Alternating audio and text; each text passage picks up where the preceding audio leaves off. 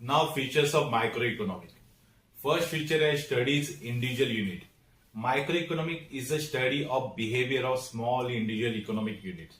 And छोटी छोटी economic units के बिहेवियर की स्टडीज कौन करते हैं? Micro economic. Like individual firm है, इंडिविजुअल प्राइस है, इंडिविजुअल हाउस होल्ड है. ये सब छोटी छोटी स्टडीज का जो बिहेवियर बताती है माइक्रो इकोनॉमिक. नेक्स्ट फीचर्स है price theory. Microeconomic deal with the determination of the prices of the goods and services as well as factor of production.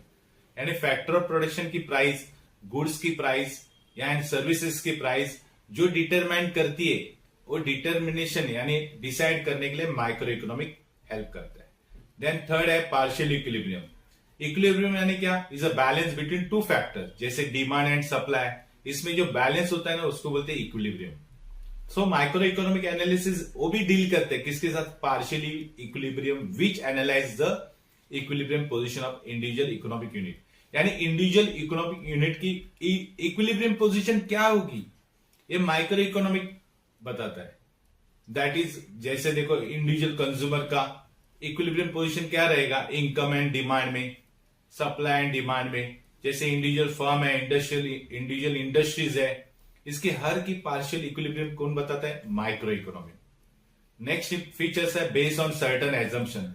Micro economic begin with the fundamental assumption है, कुछ condition है उसके base पे micro economic चलते हैं. So other assumption मतलब क्या होता है? अदर थिंग रिमेनिंग कांस्टेंट, यानी बाकी की चीजें सेम होनी चाहिए, बीइंग इक्वल. उसको सेट्रिस पैरिबस बोलते हैं. सेट्रिस पैरिबस यानी अदर थिंग्स कैसे होनी चाहिए? सेम.